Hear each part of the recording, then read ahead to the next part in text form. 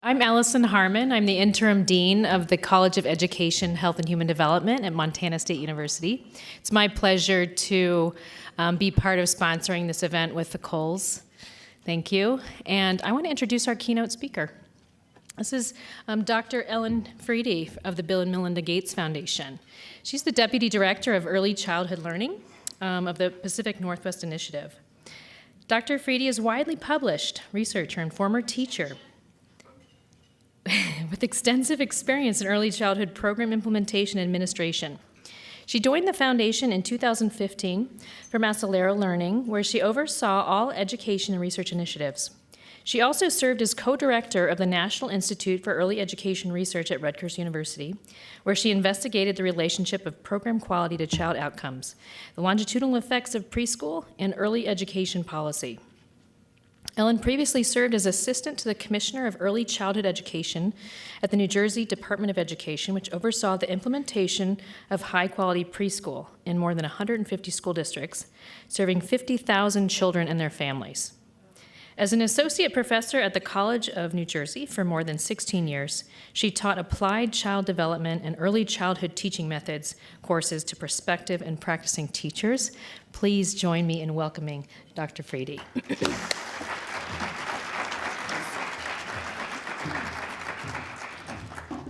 Thank you. I want to also thank the Wheeler Center for inviting me and the funders in particular for funding the center and this event. I was commenting on that it actually is relatively unusual to have a policy center funded in this way and events where they're designed to get issues out and discussed, and it was interesting to me to hear some of the conversation earlier this morning. So I'm in my talk this afternoon. Yes, I'm in 7 states this month, so I don't even know where I am, much less what time it is. I'm going to talk to you about why the Bill and Melinda Gates Foundation is funding preschool expansion at quality. And to do that, I'm going to give you some background. I know, but specifically what we mean by quality when we say expansion at quality. So to do that, I won't go over the research because I know you already know that, but what I will do is tell you about some specific things that we've found are critical to having the kinds of impacts that we hope to have with preschool education. So you can see what by the way, this is a new initiative at the Bill and Melinda Gates Foundation. We have, for the past 10 years, worked on early learning in the state of Washington. And in January, I went to the foundation to head the national effort. So it's quite exciting. We are budget dust at the Bill and Melinda Gates Foundation, but it's still a nice addition to the early learning field. So our goal for the strategy is that by 2030, all young children in the U.S. will have access to high-quality, effective, and affordable preschool. And we don't necessarily imply here that be publicly funded, but the affordable, certainly, as some of your previous speakers have indicated, the affordable part means that some public investment is going to be necessary for most families, is what we believe. And we think there are benefits for most children in high-quality preschool. So you already know, pre-K matters. There are hundreds of studies nationally and even globally that show the benefits across all domains of learning. There's even a consensus letter signed by over 1,200 researchers that you can find online if you're interested in who all signed it. And in fact, the aunt of one of your funders is one of the signatories, Catherine Snow, as well as myself. A recent national poll shows that 88% of the U.S. public believe that, and this is what they agreed to, access to quality early childhood education is not a luxury, but a need for many families. So we have widespread public support for preschool. But the problem is that the existing distribution of preschool is unlikely to have the kinds of effects that will last into elementary school and beyond, and in many cases is of such poor quality that it might even be harmful to children. And you can see that this is not just with lower educated parents. That access to high quality pre-K is only 30% for parents with graduate degrees. So this is a problem that exists across all income spectrum. And we think that by focusing on investing in really high quality preschool for the families of the lowest income children, we will raise all boats. In other words, the demand in your stars to quality, is that what it was called? In your QRS system, the demand will be for those 5-star programs when the teacher, the workforce is elevated, and when the discourse is elevated. This is our thesis, or our hypothesis for what we'll be doing. But the really important thing is that pre-K quality matters, and most children don't have access to programs that produce this benefit. So why? What is it that it takes to have the kinds of benefits that we see in the research studies? We found 4 large-scale publicly funded programs in research that was conducted by the Gates Foundation, or commissioned by the Gates Foundation. And in those 4 publicly funded programs, we looked for factors that were across all 4 of the programs to help understand what might make the difference in having lasting effects. And then we looked at those factors to see if there was other research to back them up as a good bet for what it takes. Because there are studies that actually don't show lasting effects of preschool, and so the quality issue is really important. I've distilled the initial what we call 15 essential elements. I'm going to present to you 6 critical components instead. Because my media people keep saying you can't talk about 15. So, they're listed here. Oh, shoot, I'm sorry, yes. I'm not able to advance the slide, so Michael is trying hard to see me when I advance, and I'm forgetting that y'all can't see what I'm talking about. We'll try to get our dance going a little better, Michael, sorry. I'm going to talk about each of these, but you can see they range from the environment all the way to very specific professional development issues and dosage. So the first critical component is an enabling environment, and being here this morning, I feel like you're getting there. But public support, which we certainly have nationally, and then political will. And what we look at when we look across these states that we call exemplars, and other states that have been successful, having a strong advocacy community is very important.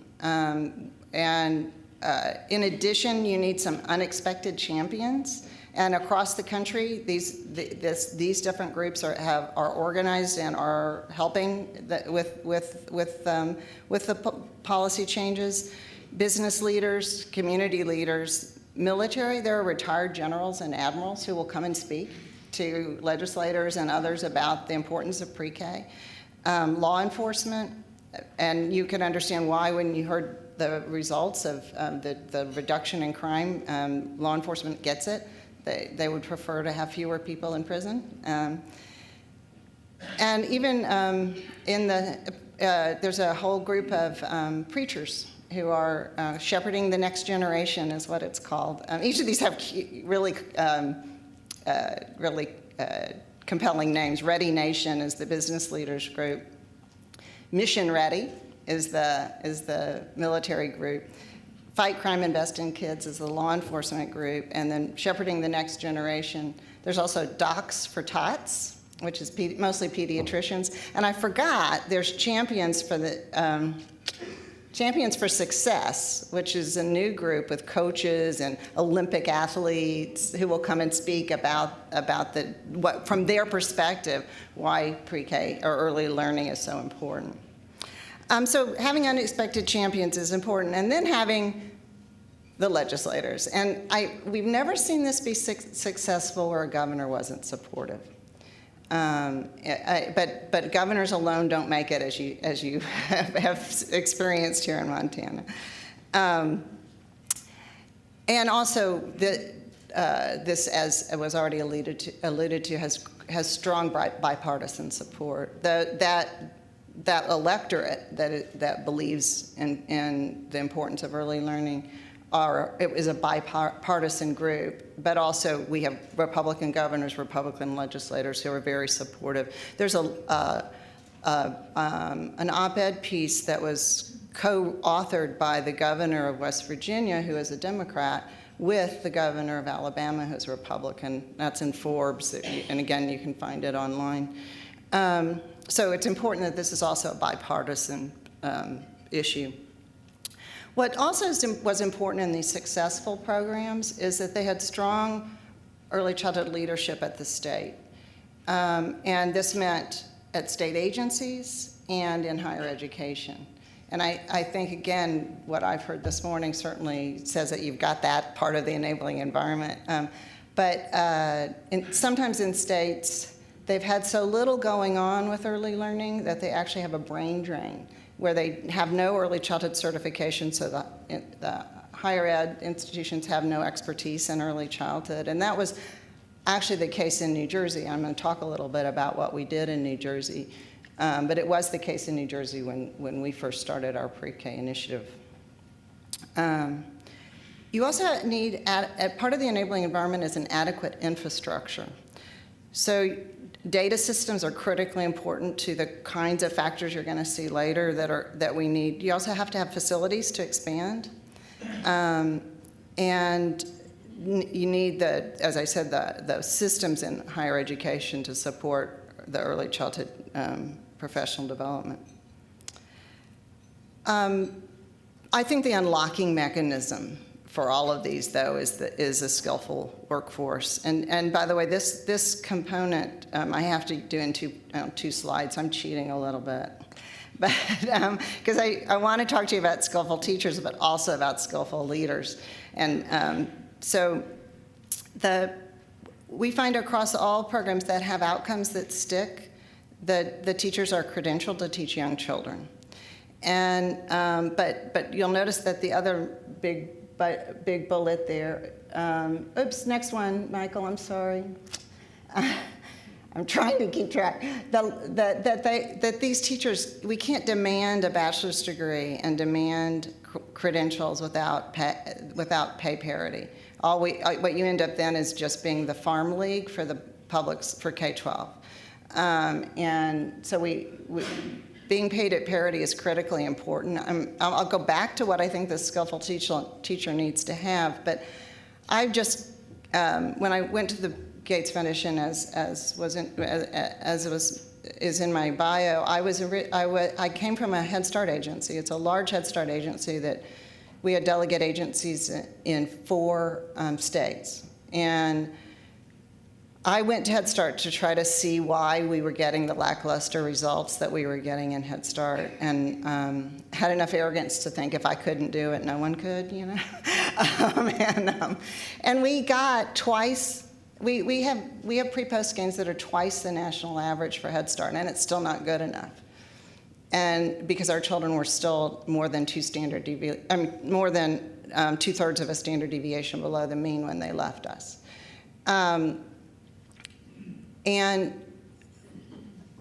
I think a lot of that had to do with our turnover rate, our lack of retention of teachers. You spend so much time in developing this skilled workforce, but because they're underpaid, and we did research by conducting a survey across all of our teachers, showing that our teachers are concerned about how they're going to feed their own children, that they have a great deal of economic stress, and nationally, 1/3 of Head Start teachers are clinically depressed. It's really hard to teach children when you're depressed. And and those things all go together with economic insecurity. And so, I mean, let's just think about this. This is a federal program to help end poverty, but we're putting the workforce in poverty? It makes no sense. And so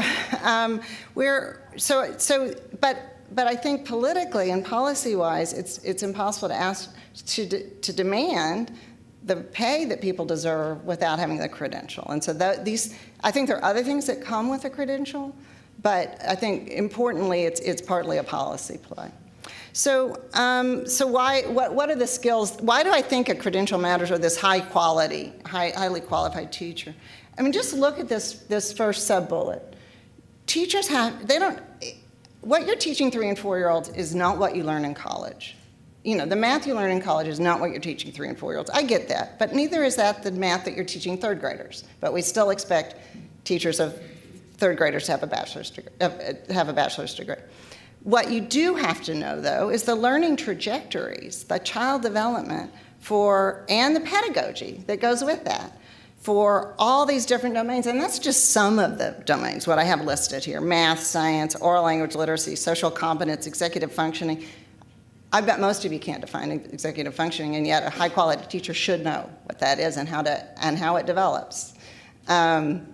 And physical development as well. And those are just some of the things. That's just the knowledge base. Then they have to be able to observe, assess, analyze child behavior in all those domains, and then have facility in applying that to the individual child. They don't come with a manual, an instruction manual, and every one of them needs different things.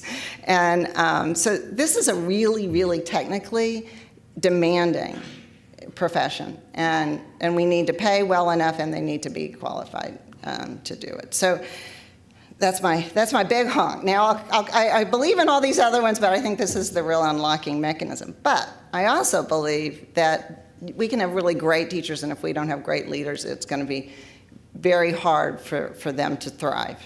So, and we have not, as a profession, focused on our leadership well, and on the competencies that requires, and on building those competencies. So a leader in a child care center, in a Head Start agency, or in an elementary school that has preschool in it, needs to have all the same skills as the teacher. So they need, in order to coach and help a teacher become and be a real instructional leader for that teacher, you have to understand what the teacher's trying to do. And on top of that, has to understand adult learning principles and be able to apply those, be a good people manager and supervisor, a business administrator, and good at community relations. And again, that's not the whole list. Those are just the ones I was thinking about. So you can see why this is another critical feature, and that we have to be worried about how we're paying that part of the workforce as well. So we're not going to get off on cheap with this. Oops, I'm sorry. Could y'all signal when the slide doesn't match what I'm saying? So, that's what I just said.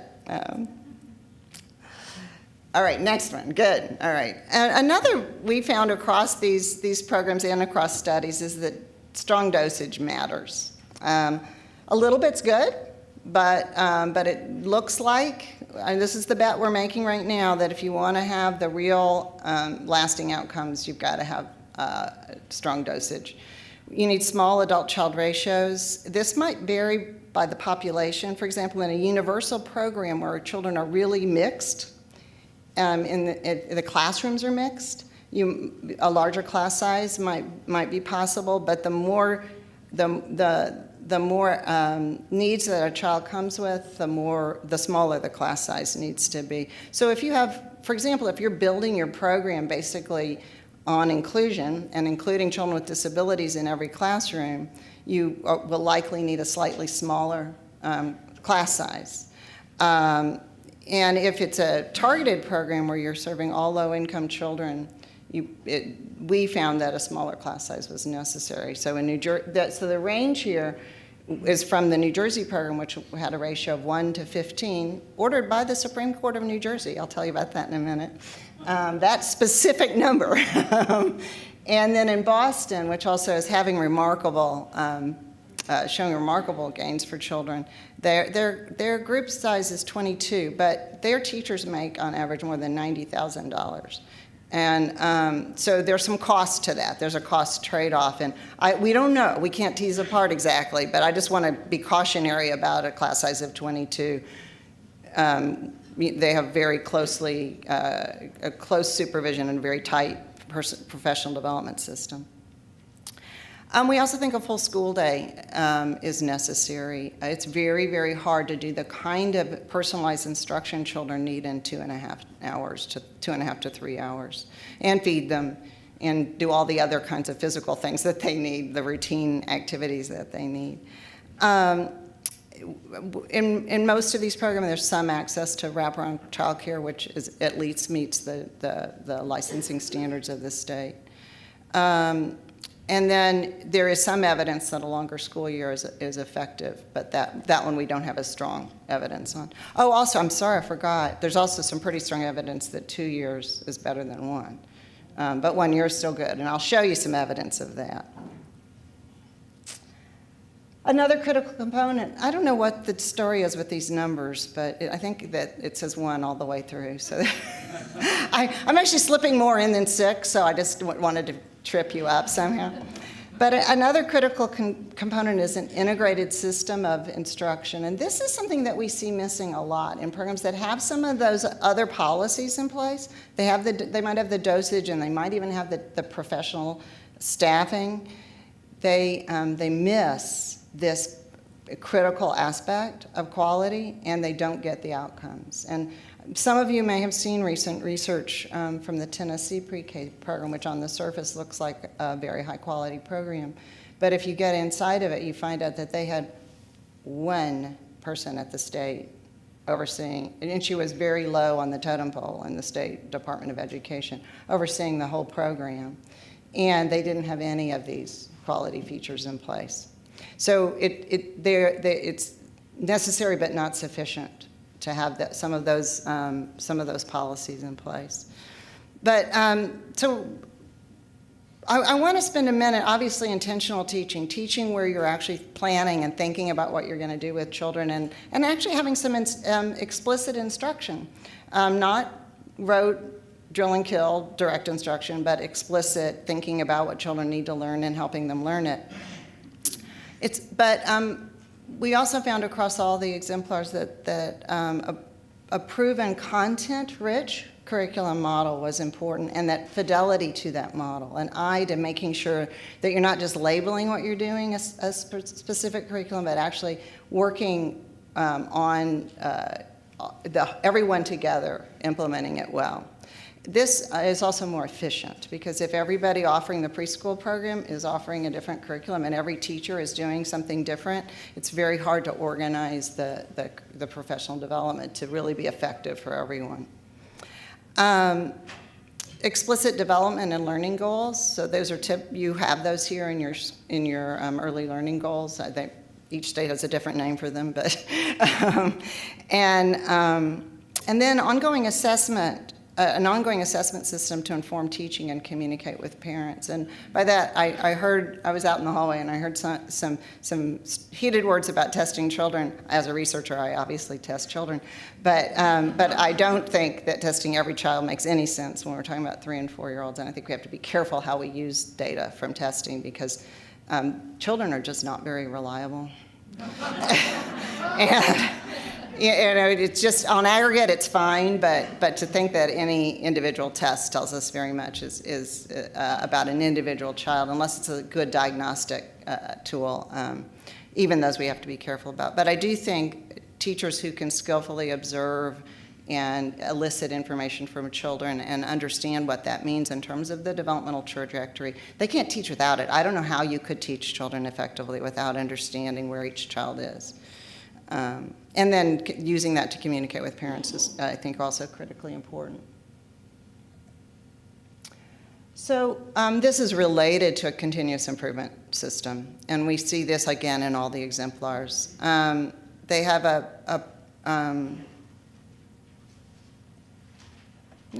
mine advanced more than yours. So this is the one I wanted, though, Michael. So we want, just as I just talked about at the child level, we need to have data-informed decision-making. We need this at every level. And so systems that collect data at the classroom level, use it to inform the work with teachers, but also then aggregate it up to inform more broad-scale interventions, all the way up to the state level or the district level if it's a large-scale district program. Those are critical. That's a critical component of a quality program, because without it, you don't know where you need to be focusing. You're just basing it on urban legend and hunches and whoever's the noisiest about what they're missing, or the latest new fad. Like my favorite one most recently is brain-based learning. We don't actually know enough about neuroscience to know how it directly links to how you should teach. But learning definitely resides in the brain. So to call it brain-based learning is kind of absurd. Where else would it be? Kneecap-based? And neuroscience is giving us lots of good information, but it's basically just telling us what our behavioral research already told us. Well, we're just not there yet. I'm really I think it's fascinating. I think it's really sexy stuff. And I told my neuropsych friends, your research is too sexy for your shirt. But we do have to be careful about how far it gets taken. And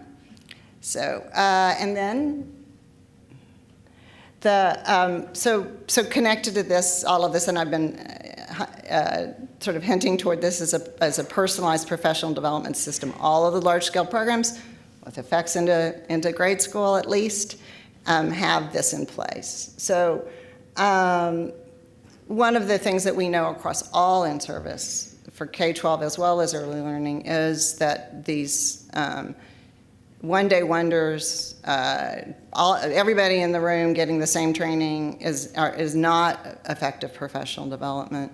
And so in-service that's connected and comprehensive and that is data-based, based on what we know teachers are asking for and that we see in the data, it would help lead to improvements, is critically important. New and not as well researched, but evident in all of the programs, again, was substantive coaching, and on a coaching cycle where the teacher is asked to say, this is what I'm working on, could you come and observe it? Not, I'm going to come and observe it and tell you what's wrong with what you're teaching. We don't even, in my programs, we never even use the term feedback. We talk about a post-observation conference, because this is about us sharing our observations. And then that needs to be based on the professional development plan that I set based on data about my classroom and my teaching. We also, in my Head Start program, did coaching of coaches. So each coach had a professional development plan that their coach used to help them improve, all based on observation. Lots of videotaping going on also. And then communities of practice, where teachers get together and are reflective with each other, and teachers will tell you they learn more from their peers than, it's very lowering to those of us who've been teacher educators our whole lives. But the best I can do is make sure they get time to do that, right? But also we did that for our center directors. So we brought our center directors together in communities of practice so that they had that same support. And so those are the critical components. And now I want to just tell you a little bit about how, when you put those all together, what are some of the things that happen. So in New Jersey, in 1998, our Supreme Court ordered high-quality pre-K for all children, all 3- and 4-year-olds, in the 31 low-income urban districts in New Jersey. Very different from Oklahoma, where you had a little contrast with that. And I agree that Oklahoma is a good model for a state like Montana, but I wanted to show you some of the things that I think are universal. I don't think they're going to change based on whether you're an entrenched urban community or not. So all of these I've talked about. A couple of things I wanted to point out was that the Abbott court decision, this was called Abbott, based on the Abbott versus Burke Supreme Court. It's a long-standing school funding court case, where we made the case to the court that when children start 18 months behind, there's no way, it doesn't matter how much funding you give K-12, they're not going to be able to make up that deficit. We have to start children closer to their peers in the higher income districts. But this was part of a systemic P3 and actually K-12 reform. It was not just preschool alone. The other thing I want to point out was that while the funding flowed through the school district, 60% of the children were served in private provider classrooms. So then that included Head Start classrooms. So this was very much a mixed delivery, a private-public partnership. But all classrooms had to meet the same standards, and the district did oversee the quality of the program across the system. Now, different states do this differently. This one worked very well in New Jersey. I did want to tell you that in the beginning, when this first started, the quality, using the measure of the Eckers, the quality was mediocre to bad across all auspices, but it was actually worse in the private provider than it was in the public school pre-K. So I heard somebody saying that public schools are going to put kids in desks, and that's not what our experience was. We actually saw that poorly educated child care teachers were more likely to use drill and whole group instruction than were the educated preschool teachers. And in the public schools. But none of them were good enough, and it took that whole continuous improvement cycle to bring them up to the quality. But within 3 years, we went from scoring well below a 4 on the Eckers. It's a scale of 1 to 7. So we were below medium, and that meant that the vast majority of, not the vast majority, but a large proportion of the classrooms were scoring in a range that I would consider potentially harmful to children. Within 3 years, our average was over a 5, which meant it was over good, and no classrooms were scoring in the range that would be considered harmful to children. And very few were scoring below a 4. So, and if that with that continuous improvement cycle, that number's gone up each year. And it's now closer to 5.5, and even fewer are down. And by the way, a rising tide raises all boats. It was across the board. So child care classrooms made the biggest gain, and we think that's all about resources, by the way. That's not because people weren't doing their damnedest to do a good job in New Jersey. Sorry, that was New Jersey language. They weren't doing their best to do a really good job. But Head Start, with more resources, were doing better, and the public school pre-K classrooms with more resources were doing better. But now, with the same resources and the same attention to quality, everyone was at the same level. So what happened? Pre-K, right out of pre-K, we had great results, and all the way into 5th grade. This is on the New Jersey state delivered test, which at that time was called the New Jersey Ask. You can see 4th and 5th grade results. The blue is for children who had 1 year of Abbott pre-K, and the red is for children who had 2 years. So you can see it's almost twice the benefit. But the blue is that's a good result. I'm particularly happy that we now have some science results, which we have not often shown in research. And then also important for policymakers, because of the cost savings, is the reduction in special education and grade retention. One of the things you'll find, and you want to be careful about this if you do study your children longitudinally, is district policy matters. Some districts do very little grade retention but do a lot more special education placement. Some do more grade retention and less special education placement, and some actually do neither, not a whole lot of either, which may be good or bad. But I'm just saying a lot of it's a kind of a policy or culture within a school district. So you do need to be kind of aware. It's really helpful to know what happened before the pre-K kids got there. What was the kind of typical placement so that you can see whether you're making changes in that. Unless you have a randomized control trial, and then it works a lot better. But those are hard and expensive, and impossible in a universal program, by the way, because all the kids have access. So now I want to switch. I'm sorry, that slide you didn't see? That's the greater attention slide. I want to switch to talking a little bit about Gates, and then I'll close.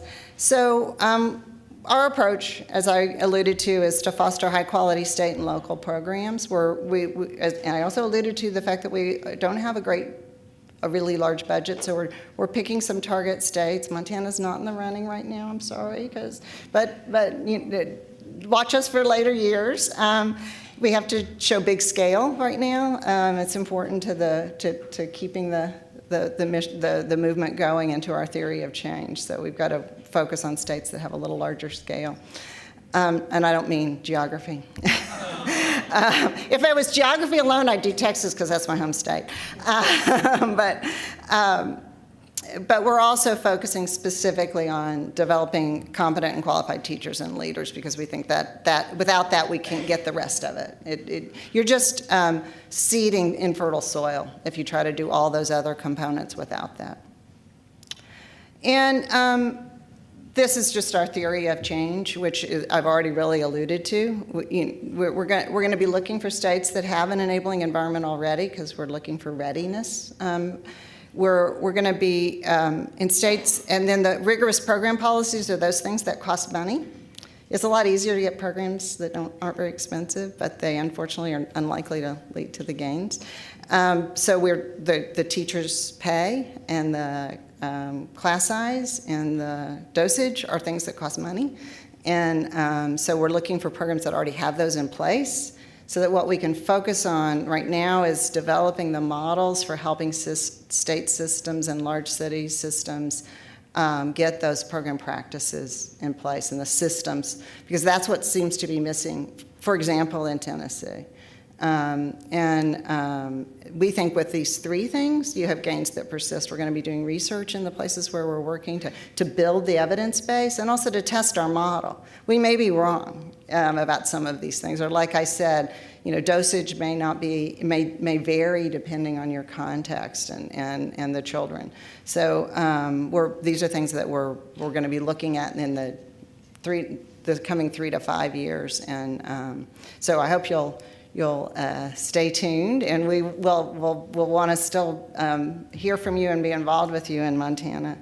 And we are funding some national advocacy work, so especially all those cute names I talked about, Ready Nation, Emission Readiness, and those guys we're funding at the national level, and they might be available to come in to the state. I can't talk. Once you give the money away as a funder, you don't get to tell them what to do. So what we're doing now is trying to listen and learn, and I just want to, all of us at the Gates Foundation want to thank you for your support of young children and for the efforts that you're making here in Montana.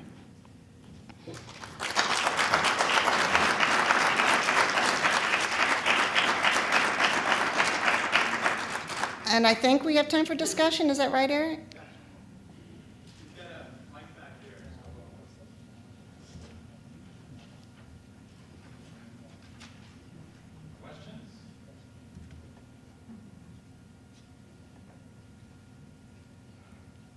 I can't really see you because of these really hideous lights, so. You want to argue with me about something? I love to argue. Just listening this morning, because you were here all this morning, correct? Unfortunately, I only heard the first panel. I wasn't able to hear the second. I heard a little bit of the end of the second panel. I'm Tanya with the Arthur Blank Family Foundation. I guess my question for you would be, with just knowing a little bit of the landscape and where we're at right now, what would be some recommendations as far as private philanthropy and where we could play a role right now in helping advance this effort? Well, the places I see them that are the most, private philanthropy for the most part is interested, I don't know your particular foundation, but for the most part is interested in seeding and scaling and not funding forever. So funding directly to programs, unless it's to to develop a proof point is typically not I'm assuming that's where you are as a funder. So I think that coming up with, for example, seeding a revolving loan fund for facilities or for teacher scholarships, something that will feed itself over time, can be a really great investment. Those professional development in a system where the teachers aren't turning over a great deal, but is a good investment where you develop a system for it as opposed to just bringing in somebody like me from the outside. But really building the capacity within your system, so training of trainers. I heard someone, I think, mention this morning what I think that they were alluding to the positive behavioral support system, which is a great model for that cascading training. But you can do that across multiple different domains of learning. But I also think again, focusing on leaders, because leaders tend to have a longer life retention. And if they leave, they go to some other area of other position of leadership where they can impact more teachers. And there's some great leadership training available. I don't know how widespread the high scope curriculum is here in Montana. Doesn't look like it's ringing a bell with anybody. Oh yeah, well they have a really strong training of teacher trainers program. I think it's really strong because I developed it, but. back in the 1980s, but that's an example of the kind of thing you could fund that then has some lasting benefit because the trainers remain. I'm trying to think. The other thing is research, because often public agencies can't fund research, and proof points are really important. I was just on a call. The reason I missed the second panel was I was on a call with some advocates from another state who were talking about how critically important the proof points they have in that state were to convincing the public and the legislature to fund expansion. So I think if you can, you want to be sure that you're doing the research. If you can be doing the research to investigate, or you can be doing the research for a proof point. If you're doing it for a proof point, you want to have a pretty good bet that you're going to get the outcomes you expect. So you don't want to be just. I think you need to bet on these components. So these components need to be in place if you want to have a pretty sure bet that you're going to get the outcomes. But that's our bet.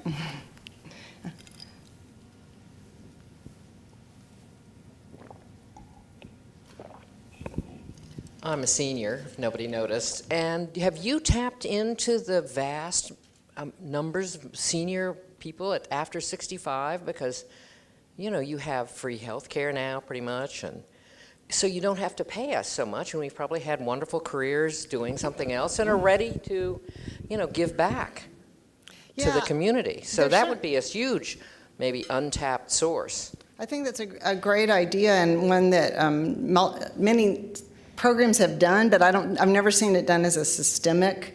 They just really trying I would say one of the things we did in desperation at Head Start was try to hire retired teachers because they were getting their retirement pay and they could afford to live on starvation wages. But that's a great idea is to bring in people who are retired and can either volunteer or do work at a lower salary. I also had another being retired, but I've also broken my back a couple of times and spent some time in nursing homes. And the nurses are always wondering where on earth to put their children, and I wondered if somehow you couldn't combine, you've got all these older women that are, with their doll babies and everything and wanting to recreate that, utilize, I guess, that maternal instinct they have, and there are these nurses not knowing what to do with their children. If you couldn't combine that somehow, the nursing home, the nurses, the children. Allie from the governor's office, I don't know if she's still here, but she mentioned the Oklahoma program. In Tulsa, they have done that. They've co-located preschools in nursing homes. And I think that's a great idea because often there is space, and it's also very good for the seniors as well as for the young children to have that extra help. That's a great idea.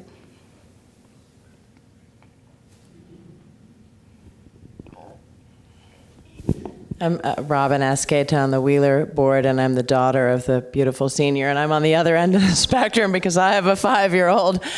And this isn't really a policy question, but it's a question regarding, does the research show, or has research been done on supplemental educational programs for pre-K, such as Kumon, if those are used as standalone or if those are used in addition to pre-K programs? There isn't really a research base on it. It's interesting, so many of the things that middle-income parents are just willing to pay for are not available for low-income families, and no one's actually researched whether the thing we know is that children learn what you teach them, and and I don't mean in desks drilling them. I mean, years ago, there was a really interesting study done where children were randomly assigned to an academically focused preschool curriculum and a comprehensive preschool curriculum, and then one that was more just socially focused. And all the children did well because there was small class size, well-trained teachers, all the other things that go. But the curriculum seemed to really matter. And by 5th grade, all doing fine in academics, because they all got academics, but the only one that reduced crime and resulted in better behavioral outcomes was the comprehensive curriculum. Even the social-based one was not as good because the social-based one had a more permissive approach, whereas the comprehensive one really tried to teach children social problem-solving skills and social competence as opposed to just sort of permissive free play, work this out with your friends, but not really the teacher not being intentional. And so my point there is if you don't teach social skills, children don't necessarily learn them. And so if you only teach math, children don't necessarily learn all the other things. And so to spend a lot of money on how much does Kumon add when we have good, adequate math curriculum in good comprehensive curriculum models. I qualify that. There aren't that many good comprehensive curriculum models, in my opinion. It just, the payoff doesn't seem very strong, I think, to most people to do the research on that. There is, by the way, though, some really strong evidence on building blocks for children, which is a math focus done by one of the best early learning math researchers in the country. Doug Clements and Julie Sarama, and they are now developing a comprehensive curriculum, so I'm really excited because it'll be good.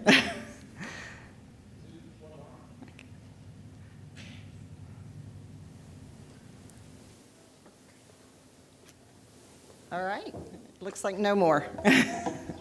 Thank you.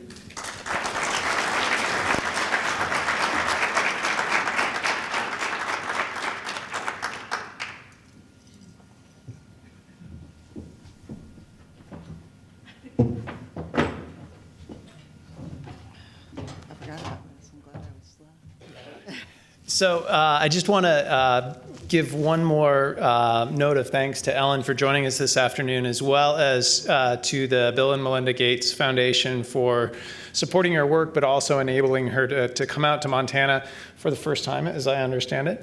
And although this is a very small token of our appreciation, I did want to present you with this. Oops, got that backwards. Thank you. Little bit of a token of your first, hopefully not last, visit to Montana. So thank you very much. Thank you. It's lovely. Thanks.